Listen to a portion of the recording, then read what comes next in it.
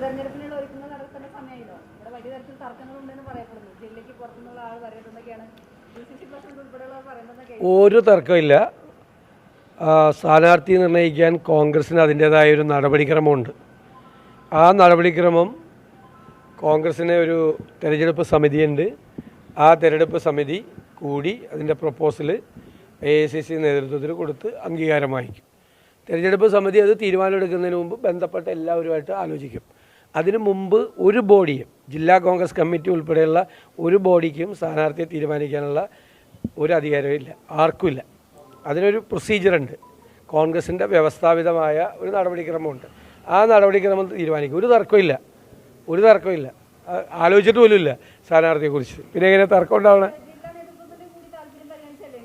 അല്ല, അവരോടൊക്കെ ആലോചിക്കും, അല്ലാതെ അവരല്ല തീരുമാനിക്കുന്നത്. വേറെ സിസ്റ്റമാണ് പാർട്ടിയിൽ.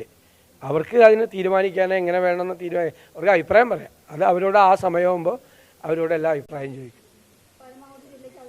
അല്ല, അതൊക്കെ അപ്പല്ലേ, ഞാനല്ലല്ലോ മാനദണ്ഡം നിശ്ചയിക്കുന്നത്. ഞാൻ ഒറ്റയ്ക്ക് എടുക്കുന്നോ KPCC പ്രസിഡന്റ് ഒറ്റയ്ക്കല്ലല്ലോ തീരുമാനം. കൂട്ടായ തീരുമാനത്തിൻ്റെ ആലോചന വരും. എല്ലാ ഘടകങ്ങളും പരിശോധിക്കും.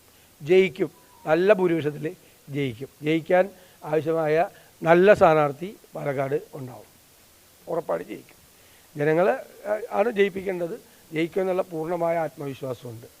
അത് BJPക്കെതിരായും CPMനെതിരായും ഒക്കെയുള്ള അതിശക്തമായ ജനവികാരം പാലക്കാടും ഉണ്ട്, കേരളത്തിൽ മുഴുവൻ സ്ഥലങ്ങളിലുണ്ട്. അതൊക്കെ തെരഞ്ഞെടുപ്പിൽ പ്രതിഫലിക്കും.